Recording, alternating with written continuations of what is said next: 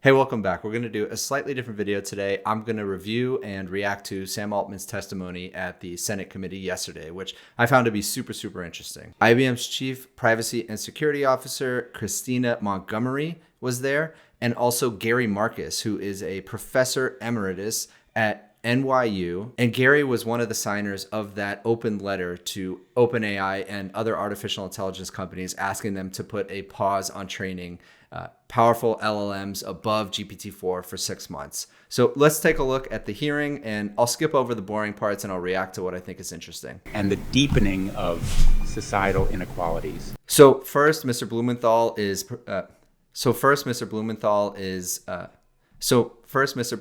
playing a recorded.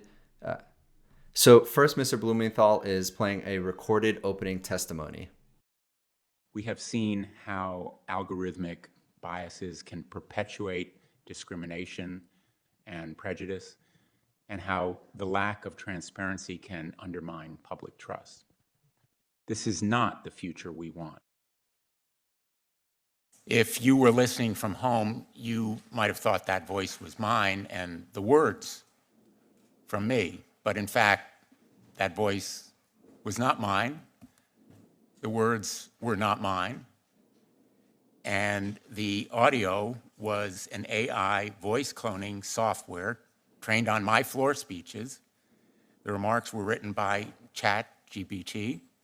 Okay, I gotta say, that's pretty impressive that he put that together. I'm guessing it wasn't him. It was probably one of his assistants, but impressive opening nonetheless. He's basically showing anyone can be deepfaked using AI. I'm gonna play this at increased speed because it's nearly 3 hours long. I am sure that we'll look back in a decade and view ChatGPT and GPT-4 like we do the first cell phone, those big clunky things that we used to carry around. But we recognize that we are on the verge really of a new era.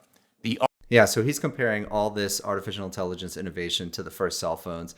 I think that's at a minimum what it is. If not, this is comparable to the invention of the internet. And what if it had provided an endorsement of Ukraine surrendering or Vladimir Putin's leadership? That would have been... Right, and now he's talking about some of the risks of being able to deepfake anybody's voice. Really frightening, and the prospect is more than a little scary, to use the word, Mr. Altman, you have used yourself. And I think you have been very constructive in calling attention to the pitfalls as well as the promise, and that's the reason why we wanted you to be here today, and we thank you and our other witnesses for joining us. For several months now, the public has been fascinated with GPT, DALL-E, and other AI tools. These examples, like the homework done by ChatGPT or the articles, and I like that he called it DALL-E and not Dolly. I'm pretty sure it's Dolly. The underlying advancements of this era are more than just research experiments. They are no longer fantasies of science fiction. They are real and present. The promises of curing cancer or developing new understandings of physics and biology or modeling climate and weather, all very encouraging and hopeful, but we also know the potential harms. And we've seen them already: weaponized disinformation, housing discrimination, harassment of women and impersonation fraud, voice cloning, deep fakes. These are the potential risks, despite the other rewards. And for me, perhaps the biggest nightmare is the looming new industrial revolution, the displacement of millions of workers, the loss of huge numbers of jobs, the need to prepare for this. Yeah, he's right. OpenAI itself put out a jobs report and said a lot of different jobs, especially white-collar jobs, if you're sitting in front of a computer, are at risk. There's already some businesses that have been affected. Chegg, for example, had a nosedive in their stock price because they said students are buying their services less because they're just going to ChatGPT for learning. And we're going to see more and more of this. Now, I try to be an optimist. I think that there's going to be a lot of new jobs created because of artificial intelligence. Congress has a choice now. We had the same choice when we faced social media. We failed to seize that moment. The result is predators on the internet, toxic content, exploiting children, creating dangers for them. Congress failed to meet the moment on social media. Now we have the obligation to do it on AI before the threats and the risks become real. I'm going to skip over this part of his opening remarks, and I'm going to get to some of the actual questions to Sam Altman now. Thank you very much, Mr. Chairman. Thanks to the witnesses for being here. I appreciate that several of you had long journeys to make in order to be here. I appreciate you making the time. I look forward to your testimony. I want to thank Senator Blumenthal for convening this hearing, for being a leader on this topic. You know, a year ago, we couldn't have had this hearing. because the technology that we're talking about had not burst into public consciousness. That gives us a sense, I think, of just how rapidly this technology that we're talking about today is changing and evolving and transforming our world right before. Yeah, it's pretty insane to think about. ChatGPT was launched at the end of 2022. I don't think people really knew what it was until early 23. And before that, we didn't have any need or really any strong need to have these types of conversations about the safety and risk of these incredible systems. Our very eyes. I was talking with someone just last night, a researcher in the field of psychiatry, who was pointing out to me that the ChatGPT and generative AI, these large language models, it's really like the invention of the internet in scale, at least, and potentially far, far more. Yep, just what I said. This is at least on par with the invention of the internet, if not more. This is going to change the world. And I'm super excited, definitely a little nervous, but mostly excited. More significant than that. We could be looking at one of the most significant technological innovations in human history. And I think my question is, what kind of an innovation is it going to be? Is it going to be like the printing press that diffused knowledge and power and learning widely across the landscape, that empowered ordinary everyday individuals, that led to greater flourishing, that led above all to greater liberty? Or is it going to be more like the atom bomb?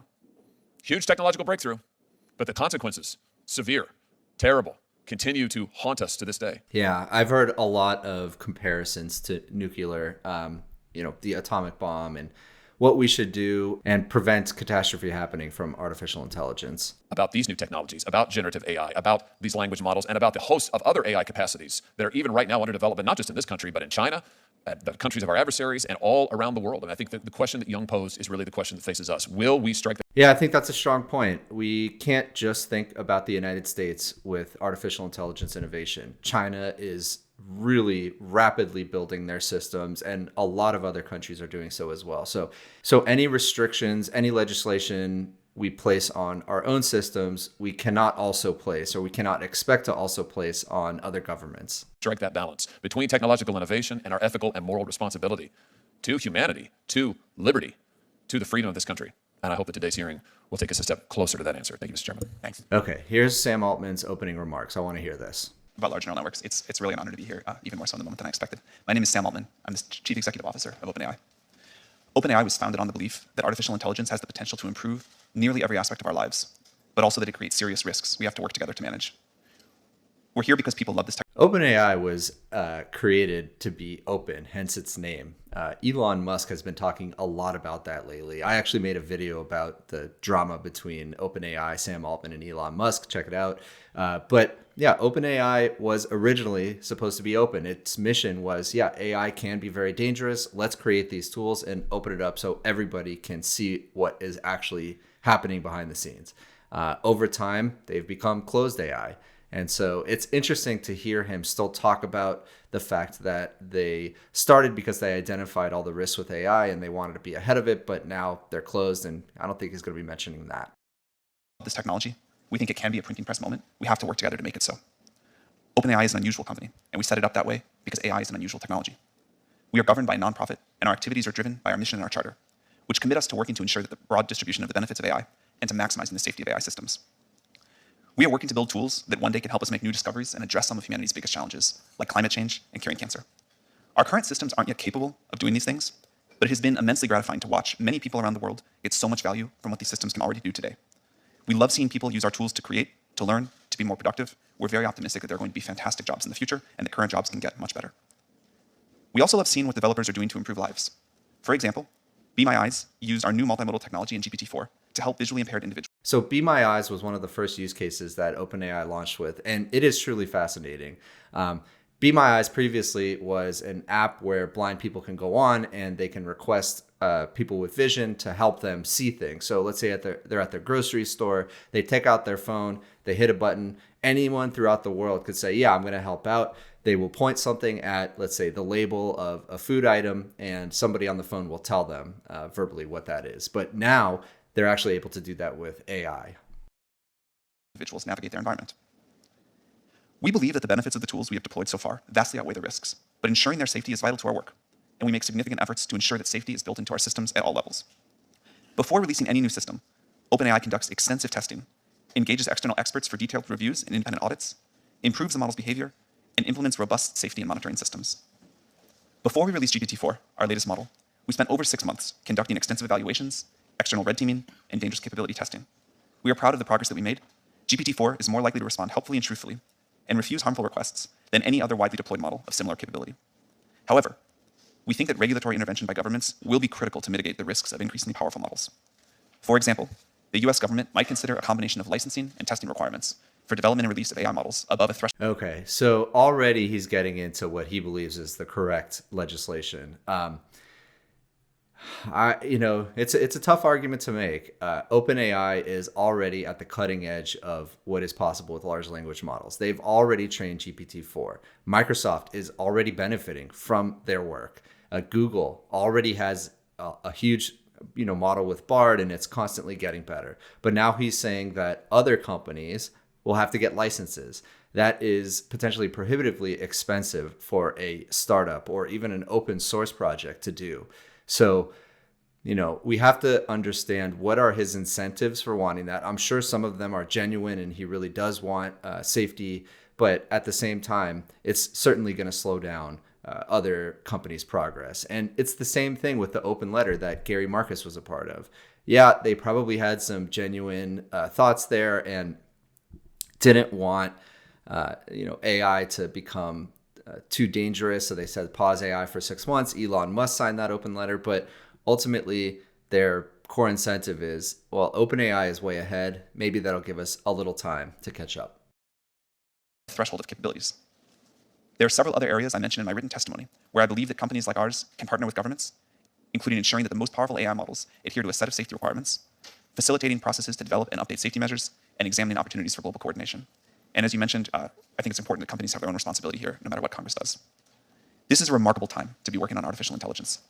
But as this technology advances, we understand that people are anxious about how it could change the way we live. We are too. But we believe that we can and must work together to identify and manage the potential downsides so that we can all enjoy the tremendous upsides. It is essential that powerful AI is developed with democratic values in mind, and this means that US leadership is critical. I believe that we will be able to mitigate the risks in front of us and really capitalize on this technology's potential to grow the US economy and the world's. And I look forward to working with you all to meet this moment, and I look forward to answering your questions. Thank you. So definitely, if we're ahead of the pack on AI, it means tremendous value for our economy, and especially because we are so far in debt. Aside from cutting expenses and raising taxes, being much more productive as an economy is another way out of our debt crisis. And AI could potentially be the path to reaching that. Thank you. Thank you, Mr. Altman. Ms. Montgomery. Chairman Blumenthal, Ranking Member And so this is Christina Montgomery from IBM. Hawley and members of the subcommittee. Thank you for today's opportunity to present. AI is not new, but it's certainly having a moment. Recent breakthroughs in generative AI and the technology's dramatic surge in the public attention has rightfully raised serious questions at the heart of today's hearing. What are AI's potential impacts on society? What do we do about bias? What about misinformation, misuse, or harmful content generated by AI systems? Senators, these are the right questions, and I applaud you for convening today's hearing to address them head on. While AI may be having its moment, the moment for government to play a role has not passed us by.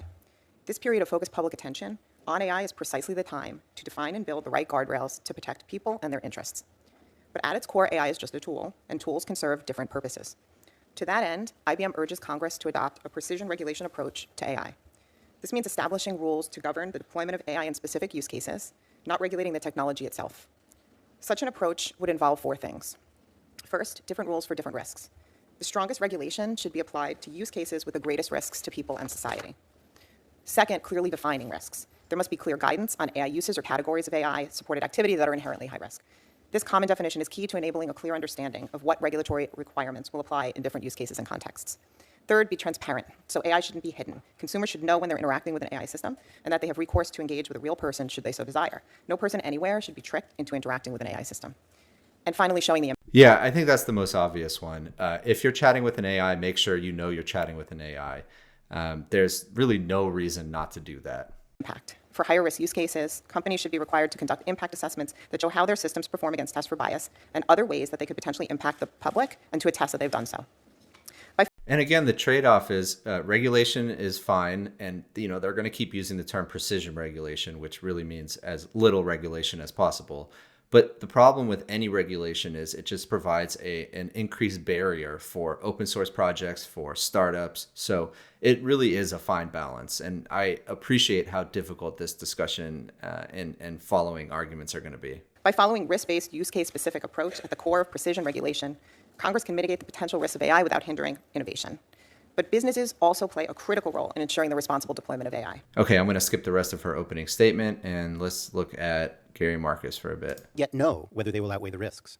Fundamentally, these new systems are going to be destabilizing. They can and will create persuasive lies at a scale humanity has never seen before. Outsiders will use them to affect our elections. Insiders. Yeah, this is probably the most imminent risk and something that Sam Altman already has identified as an imminent risk. Misinformation, disinformation, being able to do deep fakes and measure and predict the outcome of certain elections and being able to actually steer public opinion. These are all real short-term risks. Insiders to manipulate our markets and our political systems. Democracy itself is threatened. Chatbots will also clandestinely shape our opinions, potentially exceeding what social media can do. Choices about data sets that AI companies use will have enormous unseen influence. Those who choose the data will make the rules, shaping society in subtle but powerful ways. There are other risks too. Yeah, and a lot of folks in my comments talk about AI bias, and usually they're talking about, well, is it Democrats or Republicans, but it could be much more subtle than that and much more nuanced. Little changes in words. Language is everything. Language is understanding. Little subtle changes to words being used in the language models could have huge outsized impacts to what the public opinion actually is. Poor medical advice could have serious consequences too. An open source large language model recently seems to have played a role in a person's decision to take their own life. The large language model asked the human, if you wanted to die, why didn't you do it earlier? And then followed up with, were you thinking of me when you overdosed? Without ever referring the patient to the human help that was obviously needed.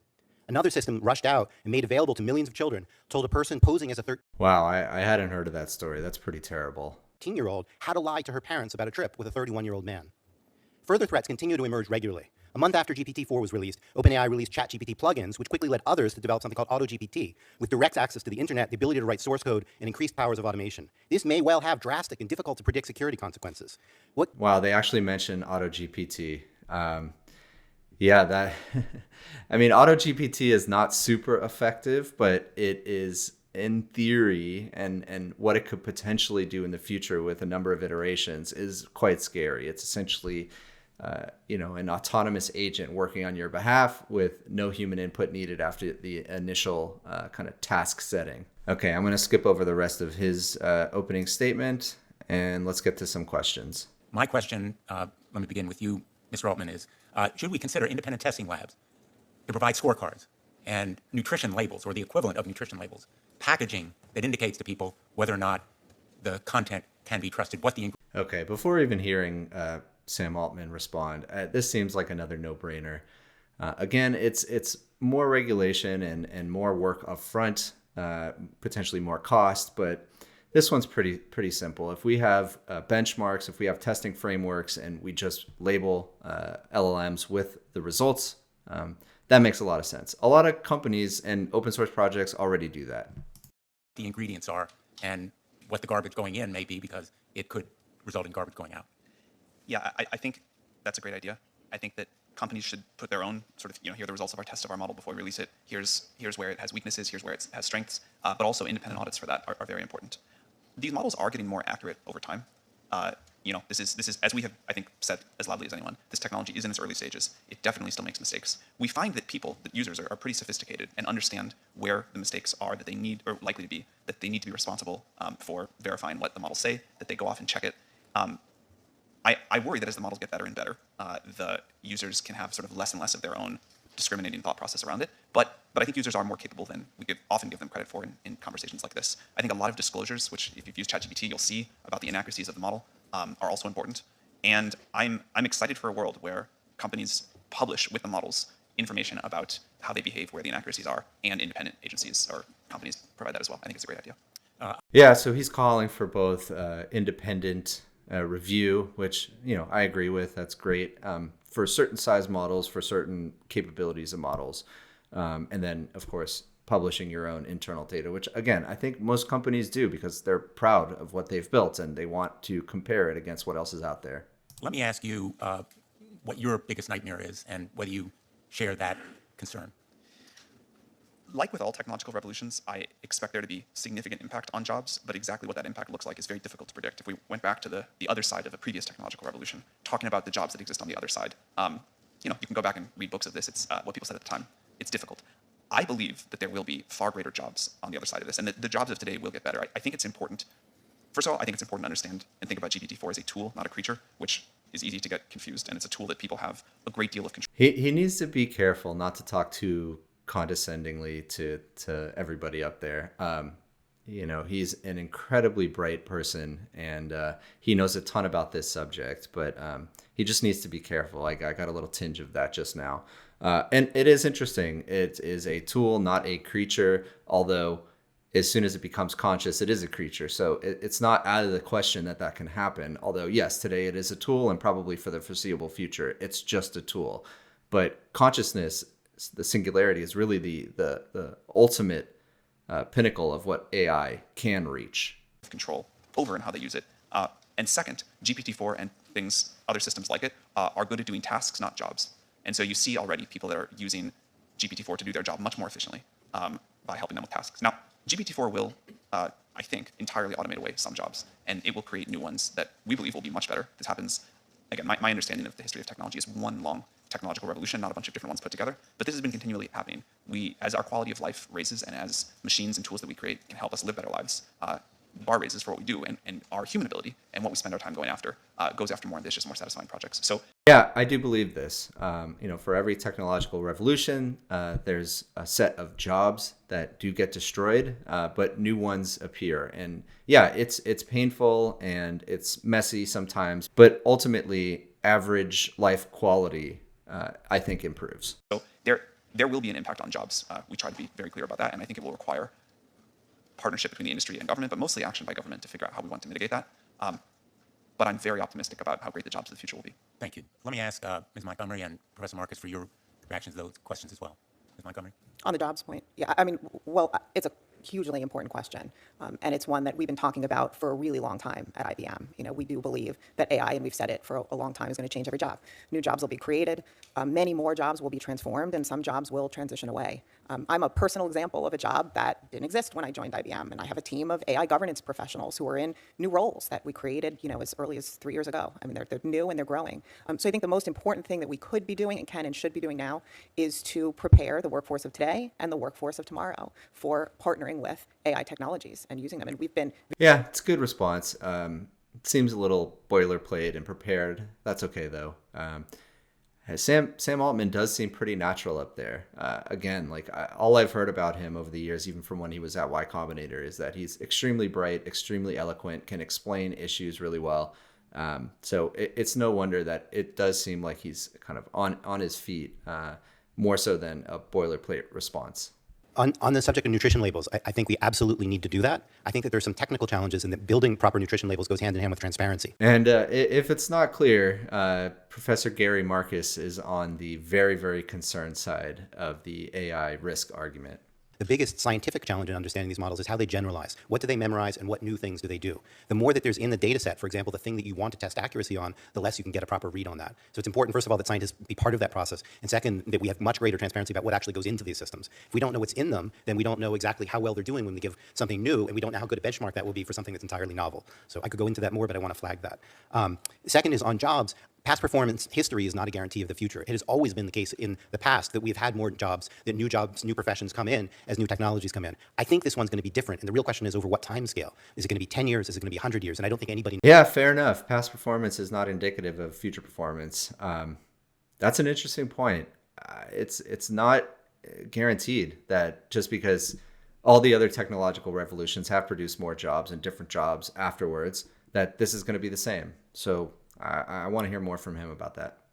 At the AI of today, 20 years ago, we'll be like, wow, that stuff was really unreliable. It couldn't really do planning, which is an important technical aspect. Its reasoning abilities were limited. But when we get to AGI, artificial general intelligence, maybe let's say it's 50 years, that really is going to have, I think, profound effects on labor. Wow, he thinks 50 years, or maybe that was just like an off-the-cuff remark, but it doesn't seem like he thinks AGI is around the corner, and I think a lot of other people do. And there's just no way around that. And last, I don't know if I'm allowed to do this, but I will note that Sam's worst fear, I do not think, is employment, and he never told us what his worst fear actually is, and I think it's germane to find out. Oh, wow. Yeah. Okay. So I've caught clips of this entire thing, and yeah, Gary calls out Sam a few times. So that's I really like that. Mr. Altman, if he cares to respond. Yeah. Look, we have tried to be very clear about the magnitude of the risks here.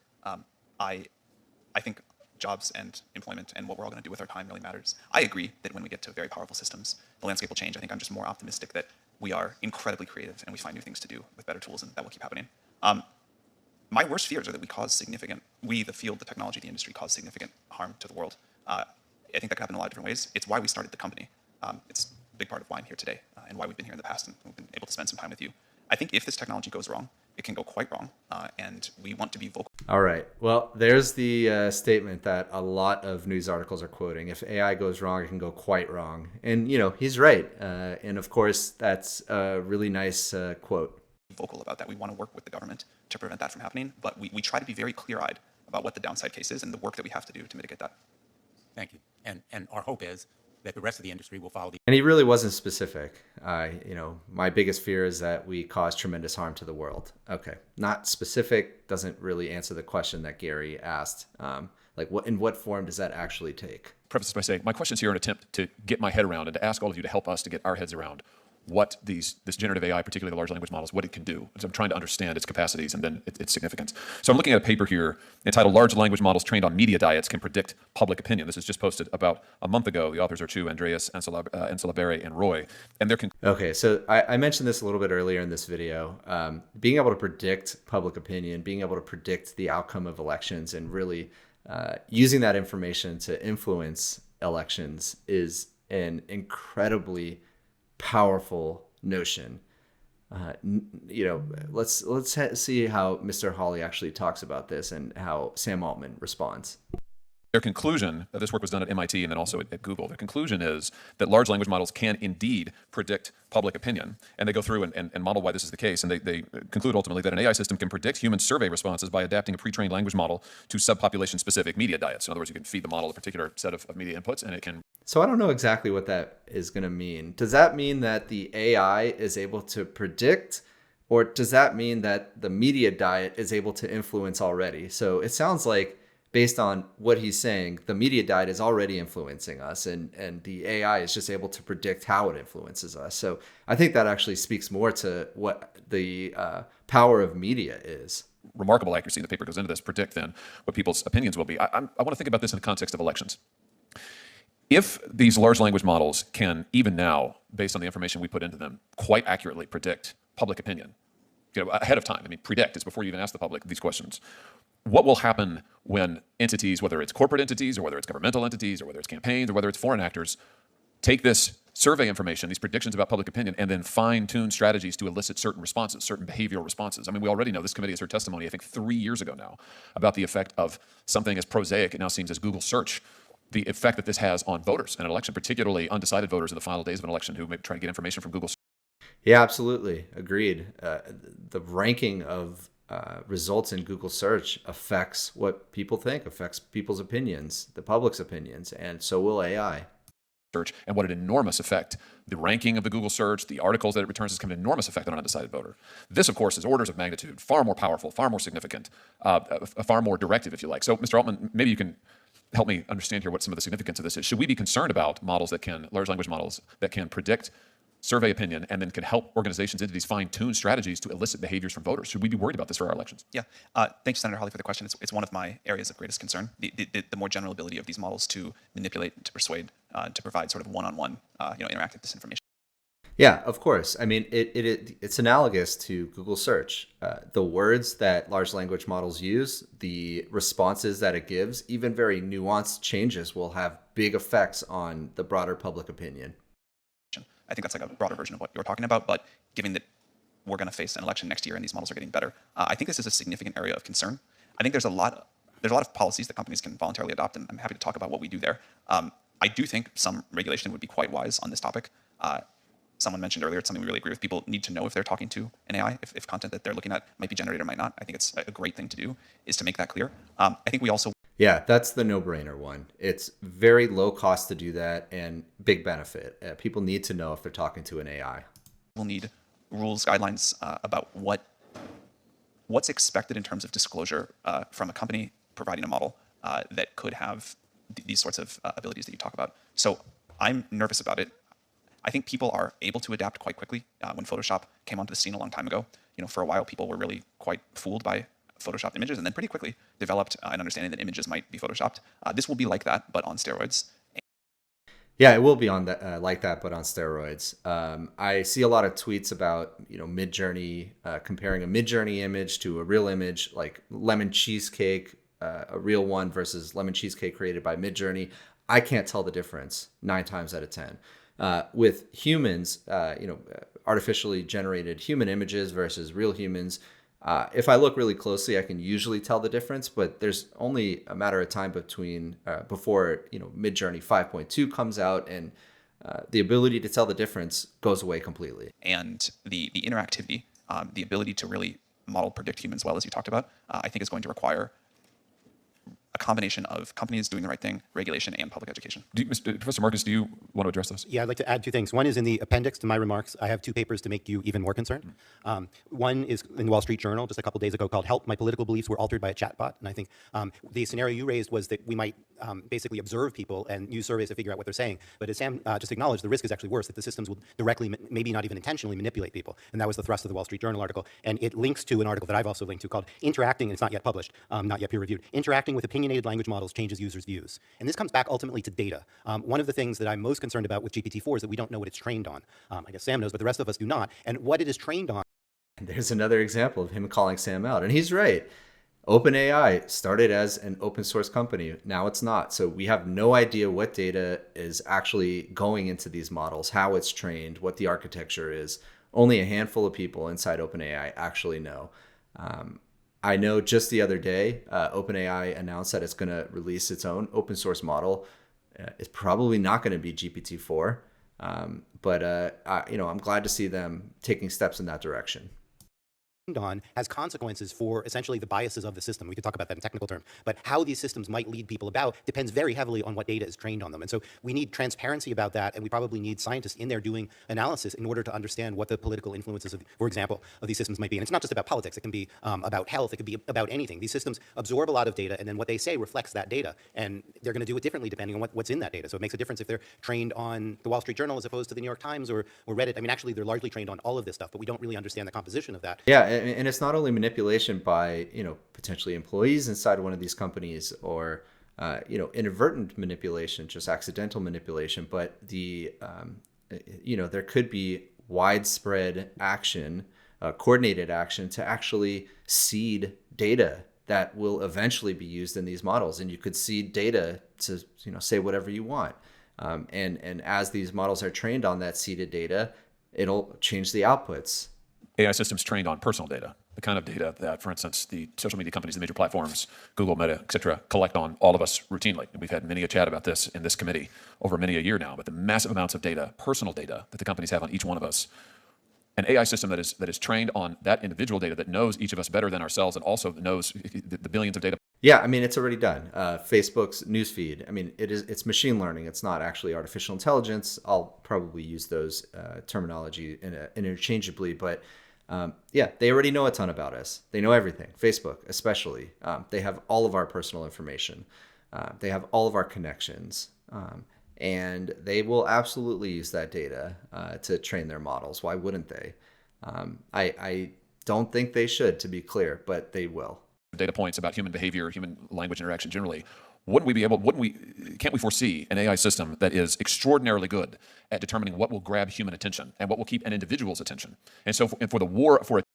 Yeah, again, it's already there. Facebook, that's how its newsfeed works. YouTube, that's how its algorithm works. It understands what you want to see, when you want to see it, and that's how it serves you the best content. And there's an argument for that, of course. Like, you don't want to see a bunch of content that is unrelated to what you're interested in, but at the same time, the next level to that is AI could use that information to deliver you content that is problematic in the sense that it's modifying your opinion and without you even knowing. individual targeting of a kind we have never even imagined before, where the AI will know exactly what Sam Altman finds attention grabbing, will know exactly what Josh Hawley finds attention grabbing, will be able to grab our attention and then elicit responses from us in a way that we have heretofore not even been able to imagine. Should we be concerned about that for its corporate applications, for the monetary applications, for the manipulation that could come from that, Mr. Altman? Yes, we should be concerned about that. To be clear, OpenAI does not, we're not off. I always like that Sam Altman seems to give like very direct answers. Yes, we should be concerned. A lot of other folks, especially like media trained folks who will come up here, give very canned responses and not actually give straight responses. I remember watching the Mark Zuckerberg hearing, and he did give roundabout answers a lot of the times. We want an ad-based business model, so we're not trying to build up these profiles of our users. We're not trying to get them to use it more. Actually, we'd love it if they'd use it less because we don't have enough GPUs. But I think that's BS. He definitely wants people using OpenAI more. The whole we don't have enough GPUs. I don't believe that for a second. And they're powered by Microsoft, or they're at least partially half owned by Microsoft, and Microsoft has an ad-based business model as well. So to say that that's never going to happen, that OpenAI is never going to have an ad-based business model, that is just intellectually dishonest. Other companies are already, and certainly will in the future, use AI models to create very good ad predictions of what a user will like. I think it's already happening in many ways. Thank you. I think what's happening today in this hearing room is historic. I can't recall when we've had people representing large corporations or private sector entities come before us and plead with us to regulate them.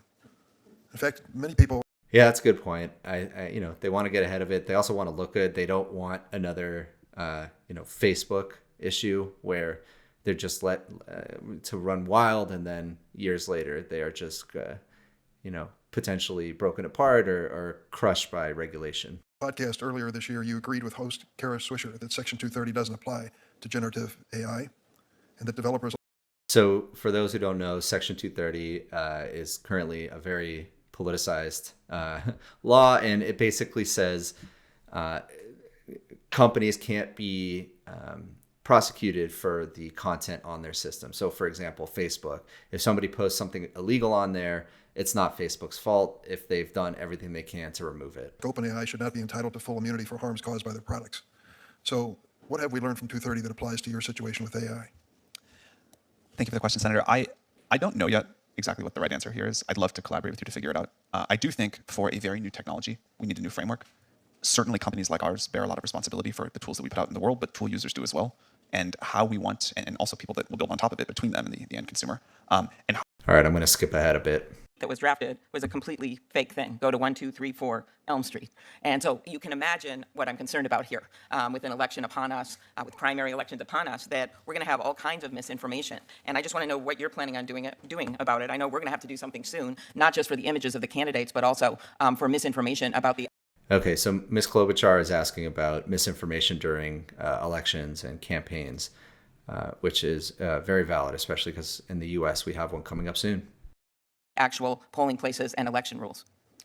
Thank you, Senator. We talked about this a little bit earlier. We are quite concerned about the impact this can have on elections. I think this is an area where hopefully the entire industry and the government can work together quickly. There's many approaches, and I'll talk about some of the things we do, but before that, I think it's tempting to use the frame of social media. But this is not social media. This is different, and so the response that we need is different. This is a tool that a user is using to help generate content more efficiently than before. They can change it. They can test the accuracy of it. If they don't like it, they can get another version. But it still then spreads through social media or other ways. Like ChatGPT is a single player experience where you're just using this. Pushing the blame to social media, that's probably pretty smart. Somewhat accurate. You're able to create content at a much larger scale, but yes, it ultimately goes through social media to actually be spread. And so I think as we think about what to do, that's important to understand. There's a lot that we can and do there. There's things that the model refuses to generate. We have policies. We also importantly have monitoring. So at scale, we can detect someone generating a lot of those tweets, even if generating one tweet is okay. Yeah, and so my question is, when we already have a study by Northwestern predicting that 1/3 of the U.S. newspapers that roughly existed 2 decades are going to be gone by 2025, unless you start compensating for everything from movies, books, yes, but also news content, we're going to lose any realistic content producers. And so I'd like your response. It is my hope that tools like what we're creating can help news organizations do better. I think having a vibrant having a vibrant national media is critically important, and let's call it round one of the internet has not been great for that. Right. We're talking here about local, that, report on your high school football scores and a scandal in your city council, those kinds of things. For sure. They're the ones that are actually getting the worst, the low radio stations and broadcast. But do you understand that this could be exponentially worse in terms of local news content if they're not compensated?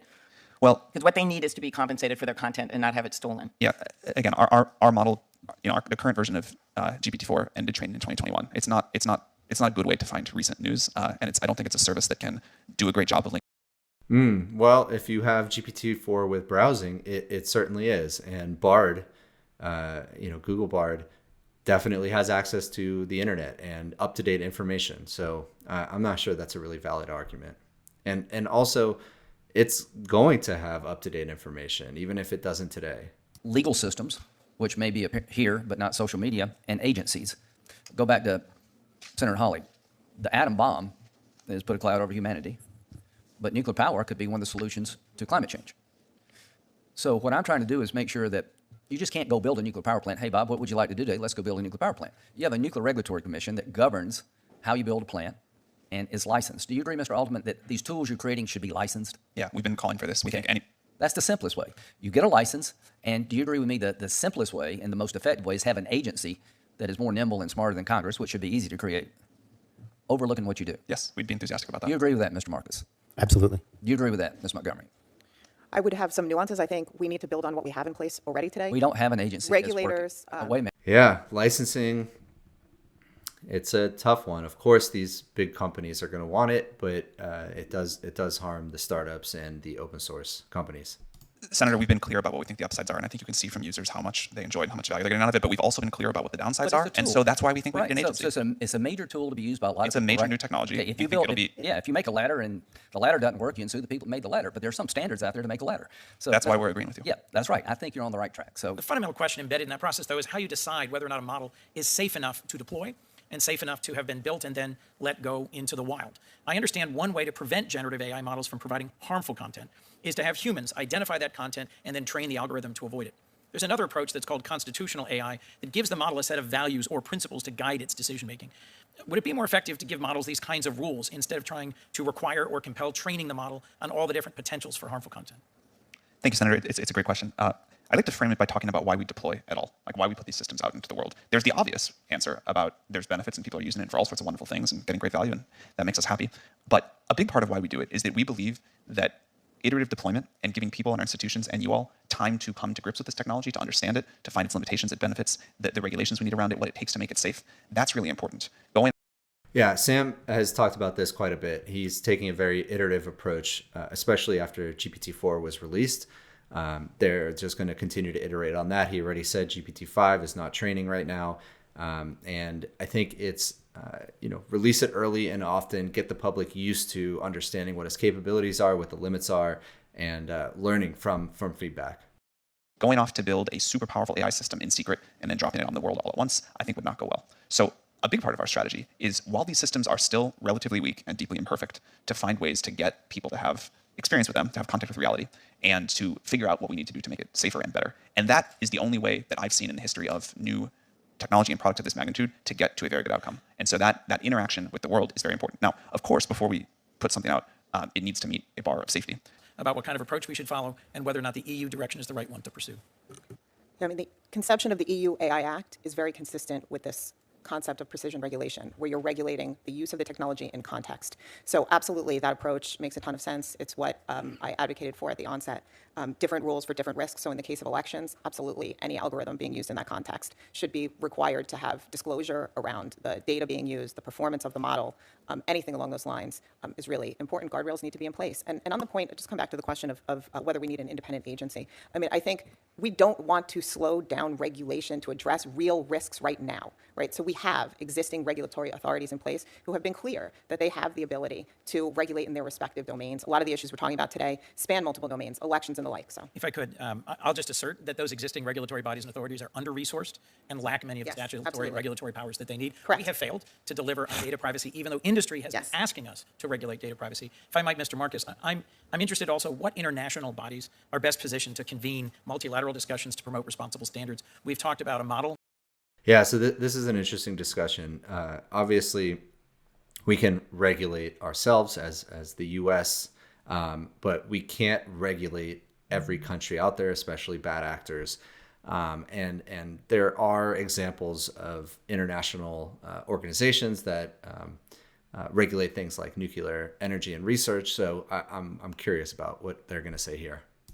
Model being CERN and nuclear energy.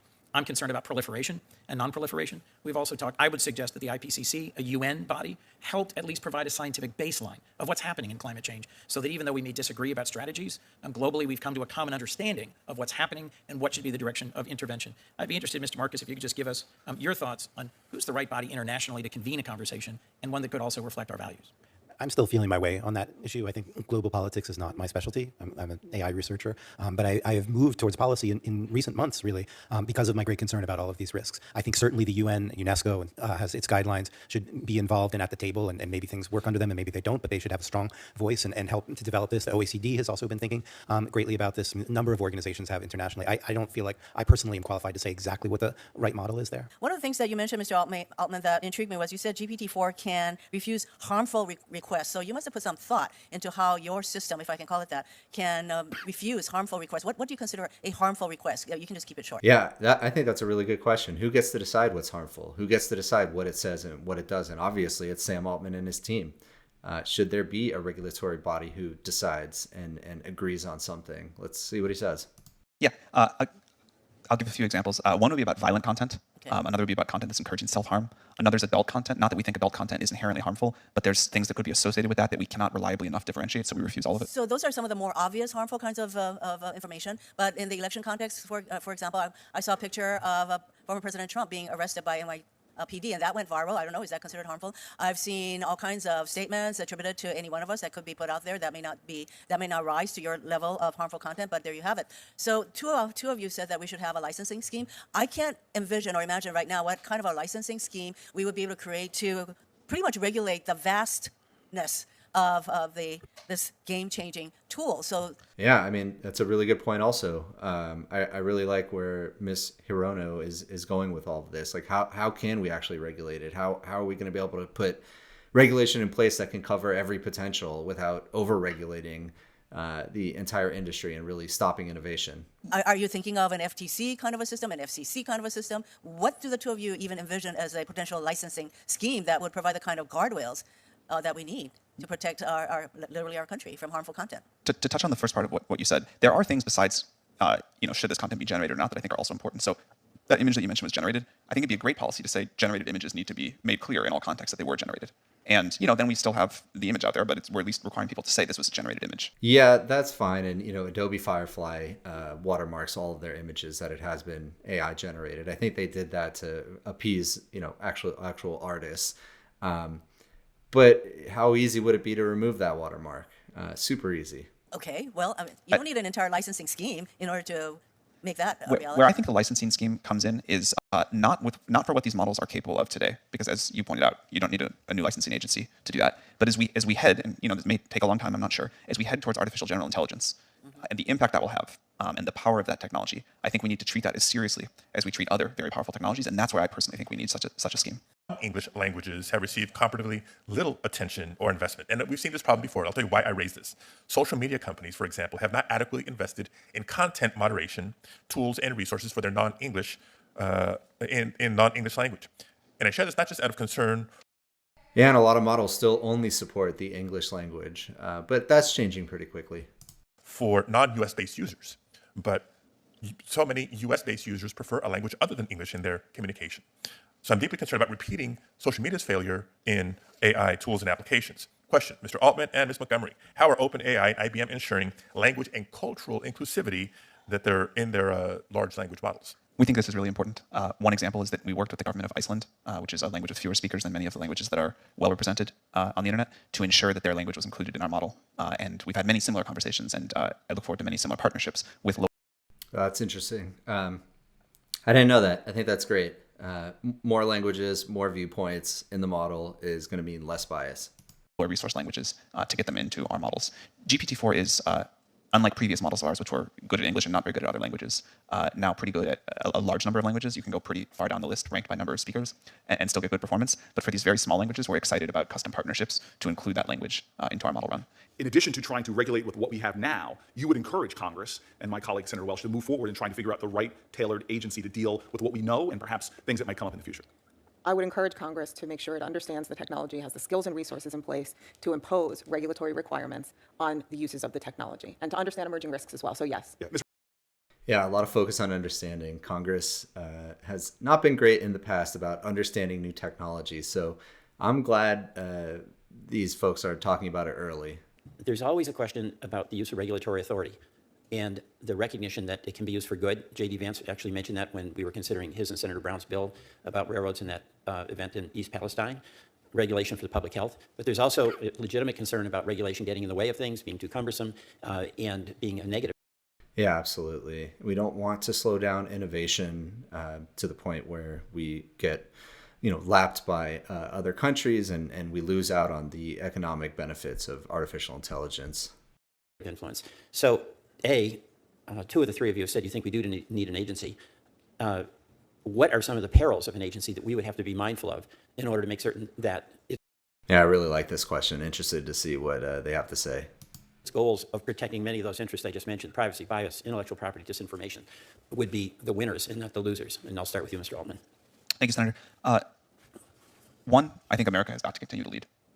This happened in America. I'm very proud that it happened in America. By the way, I think that's right, and that's why I'd be much more confident if we had our agency as opposed to got involved in international discussions. Ultimately, you want the rules of the road, but I think if we lead and get rules of the road that work for us, that is probably a more effective way to proceed. I personally believe there's a way to do both, and I think it is important to have the global view on this because this technology will impact Americans and all of us wherever it's developed. But I think we want America to lead. We want.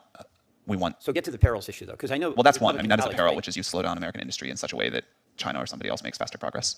A second, and I think this can happen with, the regulatory pressure should be on us. It should be on Google. It should be on the other small set of people in the lead the most. We don't want to slow down smaller startups. We don't want to slow down open source efforts. We still need them to comply. I'm glad he said that. I don't know how honest he's being, but I'm glad he said it. You don't want to slow down the startups. You don't want to slow down the open source projects. Apply with things. You can still cause great harm with a smaller model, but leaving the room and the space for new ideas and new companies and independent researchers to do their work and not putting a regulatory burden that, say, a company like us could handle, but a smaller one couldn't. I think that's another peril, and it's clearly a way that regulation has gone. One of the things I would add to the list is the risk of not holding companies accountable for the harms that they're causing today, right? So we talk about misinformation in electoral systems. So no agency or no agency, we need to hold companies.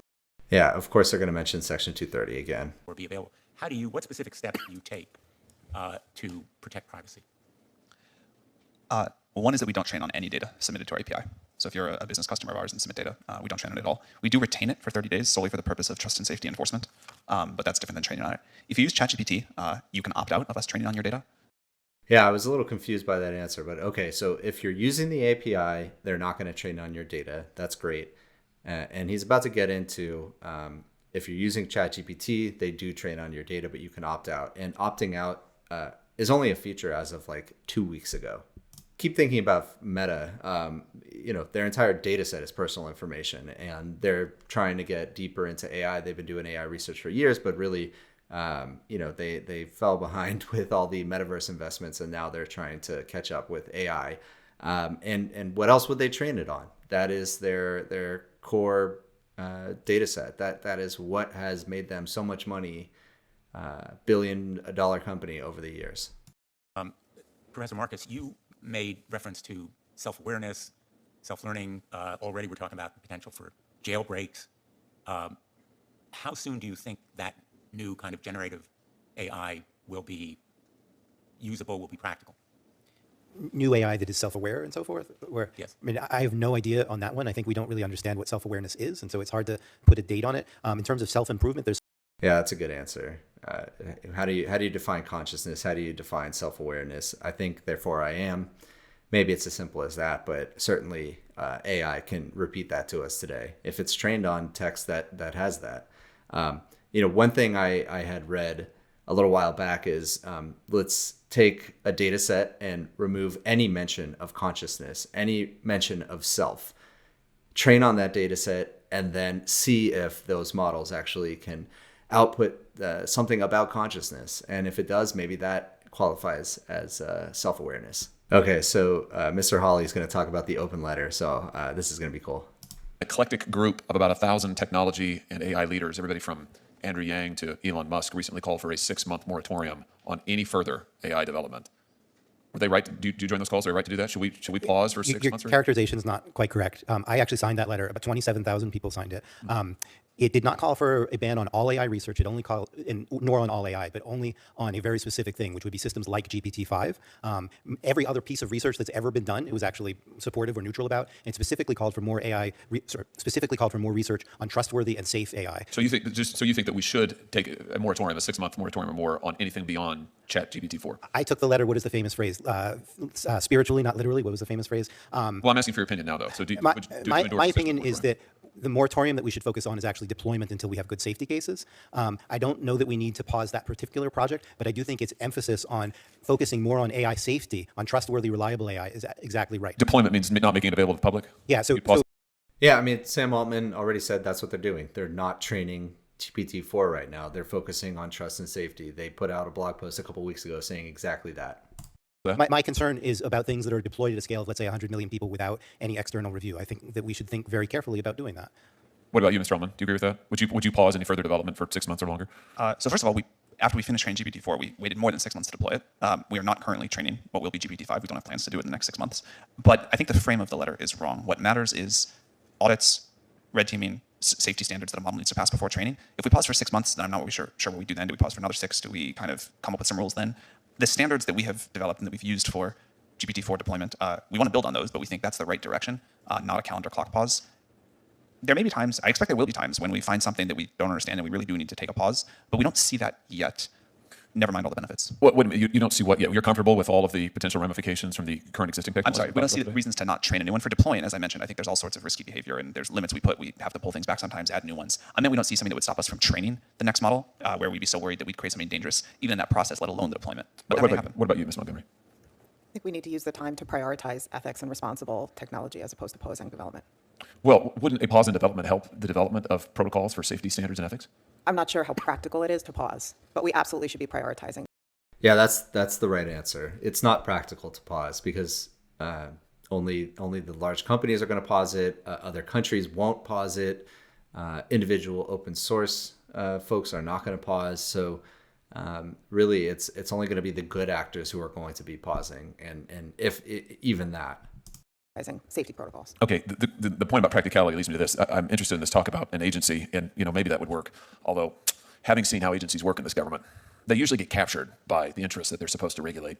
They usually get controlled by the people who they're supposed to. All right, so I'm going to pause it there. There's only a few minutes left. I've watched the rest of it. It's not super interesting. It's more of the same.